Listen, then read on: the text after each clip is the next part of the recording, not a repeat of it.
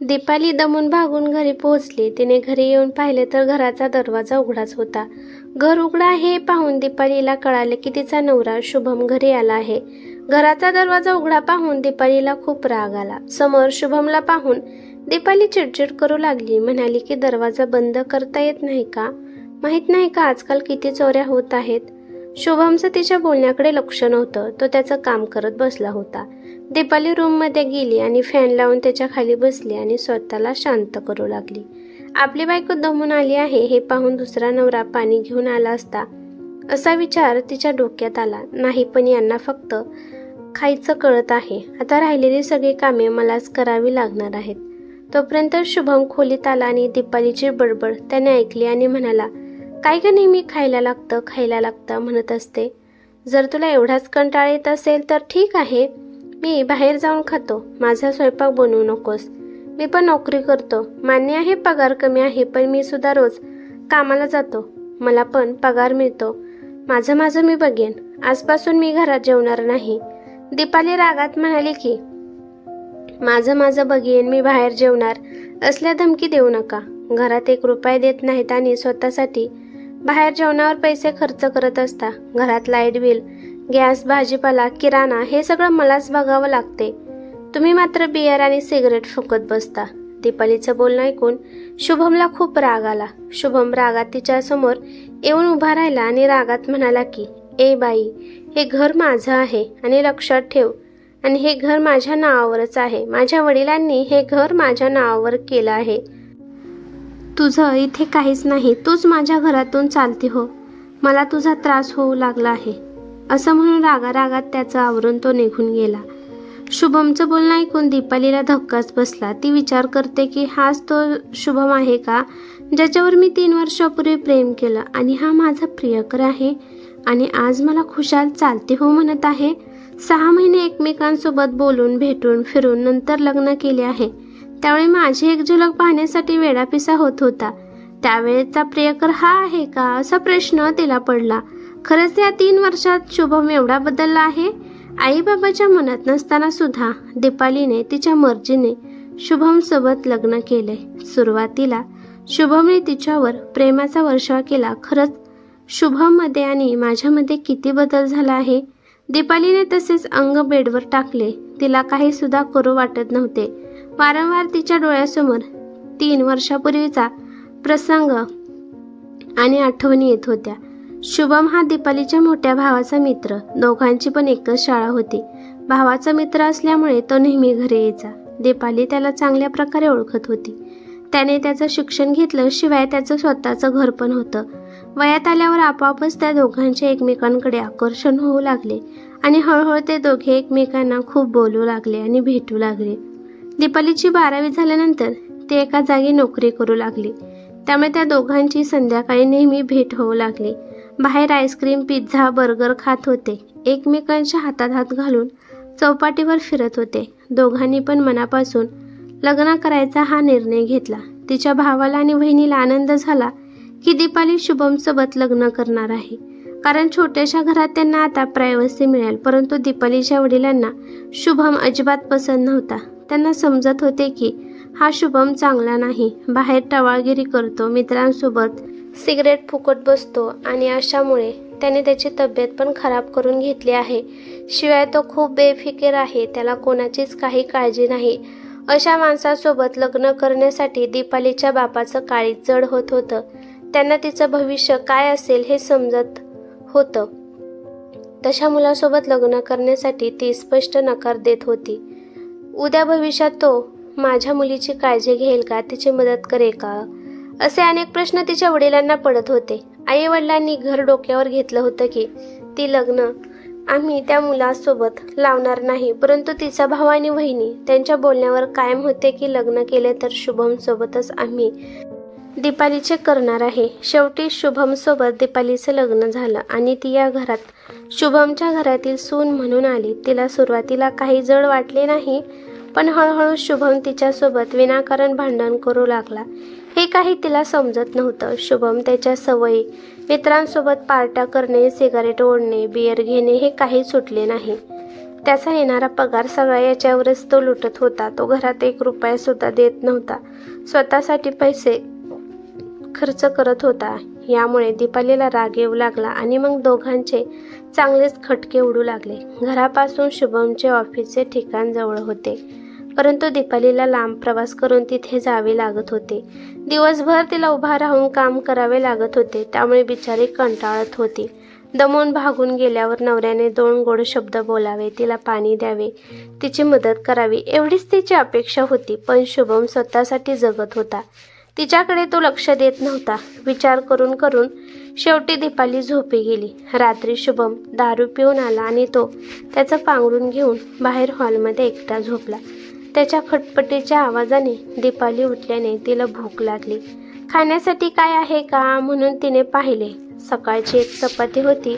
त्या चपातीबरोबर जाम लावून तिने ती चपाती संपवली आणि झोपी गेली. सकाळी 7 वाजता शुभम कामाला जात होता, त्यामुळे लवकर उठून दीपाली त्याला डब्बा करून देत होती. परंतु आज ती उठली नव्हती आणि तिने त्याला डब्बा पण दिला नाही. शुभम त्याचा आवरून तसाच निघून गेला. सकाळच्या वेळी दीपाली उठली आणि फक्त चहा घेऊन तिच्या कामाला निघून गेली. दुपारच्या वेळी दीपाली सगळ्या मैत्रिणींसोबत डब्बा खात होती. आज दुपारी तिची मैत्रीण करुणा आली आणि म्हणाली की चल दीपाली, आपण डब्बा खाऊ, मला भरपूर भूक लागली आहे. पण दीपाली येण्यासाठी नकार देत होती. हे पाहून करुणा म्हणाली की काय झालं दीपाली, तू आज डब्बा आणला नाहीस? दीपाली हळू आवाजात म्हणाली, नाही ग, आज डब्बा करायला जमलंच नाही. मग दीपाली, शुभमला तू आज डब्बा दिलास नाही? दीपाली म्हणाली की त्यांना कुठे घरचं जेवण लागते, ते स्वतःसाठी समर्थ आहेत, ते बाहेरच काहीतरी खरेदी करून खातील, त्यांच्या खिशात पैसे असतात, परंतु तो घरात 1 रुपया सुद्धा देत नाही. सगळे पैसे तो स्वतःसाठीच खर्च करतो. करुणा म्हणाली की अगं दीपाली, आज तुला काय झालं आहे? आज तू तुझ्या नवऱ्याबद्दल खरंच खूपच निगेटिव्ह बोलत आहेस. डोळ्यात अश्रू घेऊन दीपाली म्हणाली की करुणा, मी कंटाळले ग या संसाराला, या नवऱ्याला, खरंच ग खूप कंटाळले. माझा बेजबाबदार नवरा घरात काडीचीही वस्तू आणत नाही, कोणतीच बचत करत नाही. मी एकटीच संसाराचा गाडा हाकत आहे. हल्ली करून मला सहन होत नाही ग, त्यामुळे मी बडबड करत असते. करुणा म्हणाली, तुझा नवरा घरी का पैसे देत नाही? तो तुला काय म्हणाला आहे का? रात्री मला म्हणाला आहे की हे घर माझं आहे, तू येथून निघून जा. निघून जा म्हणाला? हो ग, मला निघून जा म्हणाला आहे. मग तू काय ठरवलं आहे? करुणा, मी ठरवलं आहे की मी आता वेगळी राहणार आहे. अगं पण दीपाली, वेगळं राहणे एवढं सोपं नाही. दीपाली, तो अजून एकदा विचार कर बाई, एका बाईला एकटं राहणं खूप कठीण आहे. एकदा तुटलेलं भांडं जोडता येत नाही.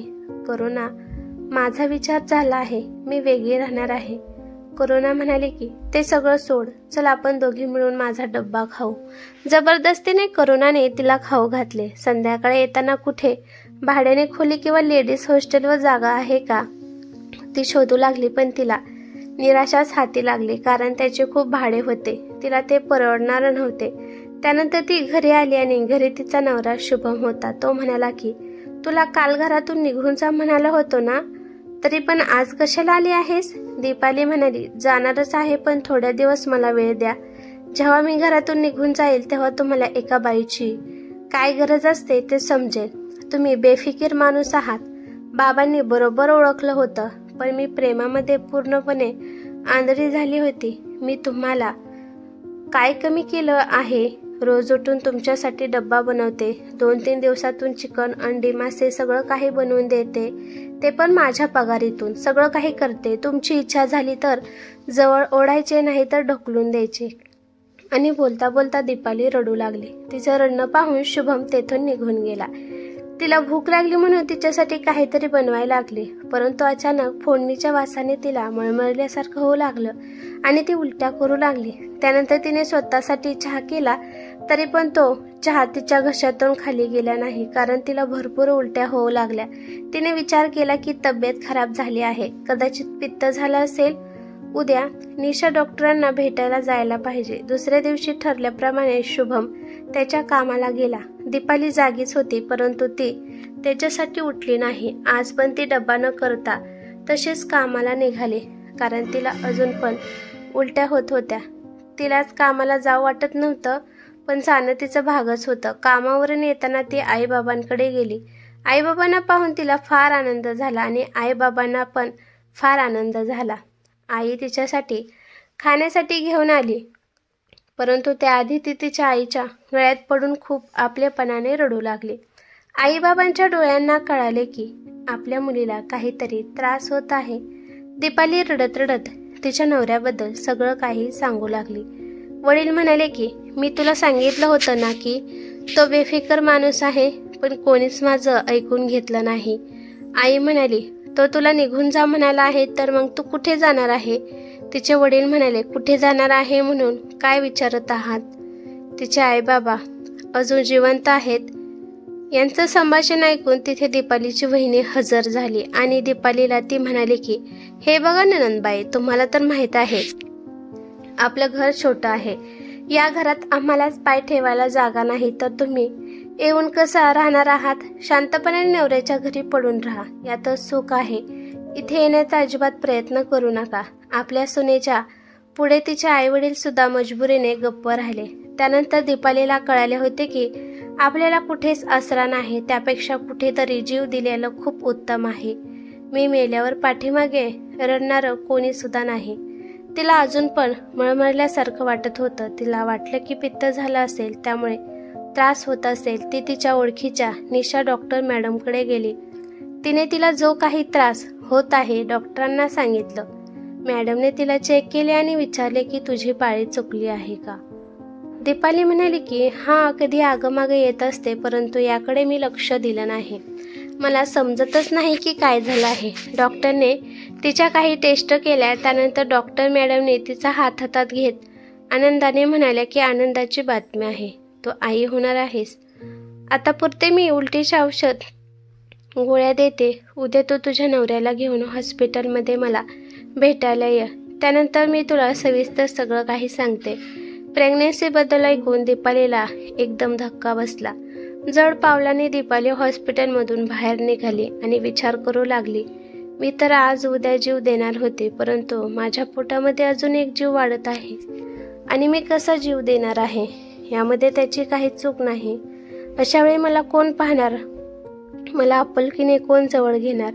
मला काय हवं नको कोण पाहणार? असे असंख्य प्रश्न तिच्या डोक्यात थैमान घालत होते. नेहमीप्रमाणे दीपाली घरात येऊन बसली. शुभम त्याचं काम करत होता. त्याने एक नजर दीपालीकडे टाकली आणि तो तिला काही बोलला नाही. त्यानंतर हिम्मत करून दीपाली शुभमच्या समोरच्या खुर्चीवर येऊन बसली आणि धीर एकवटून म्हणाली की मी आज येता येता डॉक्टर निशाकडे गेली होती. त्यांनी तुम्हाला उद्या बोलावले आहे. मला दिवस गेले आहेत, 2 महिने होऊन गेले आहेत, अशा त्या मला म्हणत होत्या. शुभम सिगारेट ओढत होता. तिला फेकून देत म्हणाला की काय म्हणालीस? तुला 2 महिने झाले आहेत, तुझ्या पोटामध्ये बाळ आहे. अरे देवा, आता तुझी चांगली काळजी घ्यावी लागेल. ठीक आहे, मी उद्या तुझ्यासोबत हॉस्पिटलमध्ये येतो. शुभम चेष्टा करत आहे का की खरंच बोलत आहे हे काही दीपालीला समजत नव्हतं. दीपाली, तू काही खाल्लं आहेस का? त्याच्याकडून आपलेपणाचे बोलणे ऐकून तिला रडू आले. खूप दिवसानंतर तिचा नवरा तिला विचारत होता. तो पटकन किचनमध्ये गेला. त्याने दूध गरम करून मस्तपैकी आलेचा चहा बनवला. ती डबडबल्या डोळ्यांनी त्याच्याकडे पाहावं लागली. त्याने तिला चहा आणून दिला. त्याने तिच्या हातात चहा दिला. 2च घोट तिच्या पोटात गेले असतील. लगेचच तिला मोठी उलटी आली. ती पटकन बाथरूममध्ये पळाली. तिच्या पाठोपाठ लगेच तो पण गेला. ती उलटी करत असताना तिच्या पाठीवरून तो हात फिरवत होता. उलटी झाल्यानंतर त्याने लगेचच तिला हाताला धरून आणले आणि बेडवर हळुवारपणे झोपवले. त्यानंतर तो बाथरूममध्ये गेला आणि तिने केलेली उलटी पाणी ओतून बाथरूम स्वच्छ करू लागला. उलटी केल्यामुळे तिला हलकीशी झोप लागली हे तिलाच कळालं नाही. तिला जेव्हा जाग आली तेव्हा शुभम कोणाशी तरी फोनवर बोलत होता आणि कोणाला तरी फोनवर विचारत होता की 2 महिने झाले आहेत, उलट्या होत आहेत, अशा वेळी काय खायला द्यायचं? तिकडून आईस्क्रीम देण्यासाठी सांगितले. शुभमने फोन ठेवला. तिच्या कानापाशी येऊन म्हणाला की मी थोड्या वेळाने येतो आणि तो निघून गेला. 10 मिनिटांनी तो हातामध्ये एक मस्तपैकी आईस्क्रीम घेऊन आला. आईस्क्रीम पाहून तिला आनंद झाला. तिने लगेचच आईस्क्रीम संपवले आणि त्याने तिला झोपायला सांगितले. सकाळच्या वेळी शुभमचा डब्बा करण्यासाठी ती उठू लागली तर तिने पाहिले की किचनमध्ये शुभम काहीतरी बनवत होता. ती त्याला म्हणाले की काय करत आहात? तो म्हणाला की माझ्यासाठी मी 2 भाकरी आणि भाजी बनवली आहे आणि तुझ्यासाठी मस्तपैकी वरण भात बनवला आहे. ती त्याला म्हणाली की तुम्ही आज कामाला जाणार नाही का? शुभम म्हणाला की नाही, आज सुट्टी घेतली आहे. आज आपल्याला डॉक्टरांकडे जायचे आहे ना. दीपालीला ऐकू पाठपाठ धक्के बसत होते. उद्या डॉक्टरांनी बोलावले आहे. या गोष्टीवरून तो वाद घालेल आणि उडवाउडवी करेल असे तिला वाटत होते. पण हा खरंच बदलला आहे. पण यांच्यामध्ये असा अचानक बदल कसा घडला आहे? कदाचित बाप होणार आहे या बातमीने तो बदलला असेल. दुपारी 11 वाजता दोघे पण हॉस्पिटलमध्ये गेले. डॉक्टरांनी हसून त्यांचे स्वागत केले आणि म्हणाल्या, गोड बातमी ऐकून खूप आनंद झाला असेल असं तुमच्या चेहऱ्यावरून वाटत आहे. परंतु चांगलीच काळजी घ्यावी लागेल. 3-4 महिने असेच उलट्या होणार आहेत. 2-3 महिन्यातून सोनोग्राफी करावी लागेल. बाळाची वाढ व्यवस्थित होत आहे का नाही ते पाहावी लागेल. आणि महत्त्वाचं म्हणजे प्रवास टाळावा लागेल. घरात मोठं माणूस कोणीतरी पाहिजे. मी काही कॅल्शियम आणि रक्तवाढीच्या गोळ्या, उलटीच्या गोळ्या देत आहे. त्या गोळ्या तुम्ही रोज घ्या. डॉक्टरांनी सांगितल्यानुसार शुभमने गोळ्या घेतल्या. एक ऑटो बोलवून त्याने गणपतीच्या मंदिरात जाण्यासाठी सांगितलं. दीपालीला आठवलं की लग्न झाल्यावर शुभम तिला याच मंदिरात घेऊन येत होता. गेल्या 2 वर्षापासून शुभम फार बदलला होता. घरी गेल्यावर त्याने फोन करून त्याच्या मावशीला, जी विधवा होती, तिला दीपालीची काळजी घेण्यासाठी बोलावले. दुसऱ्या दिवशी तो दीपालीला म्हणाला की आता तू कामाला जाऊ नकोस, कारण तुला खूप प्रवास करून जावे लागते आणि घरातला खर्च, तुझा खर्च यासाठी मी आहे. माझ्या पगारीमध्ये सगळं काही पुरेल. शिवाय आपल्या बाळासाठी अजून कष्ट करायला मी तयार आहे. दीपाली त्याला म्हणाली की तुम्ही 2 वर्ष कुठे हरवला होतास? मी काल जीव देण्यासाठी निघाली होती. खरंच शुभम, तुमच्याशिवाय मला कोणी सुद्धा नाही. तो म्हणाला की मला माफ कर. माझ्या शरीरात सैतान बसला होता. मला मी बाप होत नाही याचं दुःख होतं. कारण दुसरे तर 1 वर्षातच बाप झाले होते, परंतु 3 वर्ष झाले अजून मी बाप झालो नव्हतं. मला वाटले की तू आई होऊ नये म्हणून काही गोळ्या औषधे मला न विचारता घेत असशील, म्हणून मी तुझा रागराग करत होतो. पण दीपाली, खरंच मी तुझ्यावर खूप प्रेम करतो ग, जसा मी पूर्वी करत होतो तसा. ती म्हणाली, अहो वेडा आहे का? एक वेळेस मला या बाबतीत विचारायचे तरी असते. हो ग दीपाली, माझं चुकलं. मी तुला बोलायला पाहिजे होते ना, कारण तुझ्यावर संशय घेत राहिलो की तू विनाकारण पाळणा लांबवत आहेस.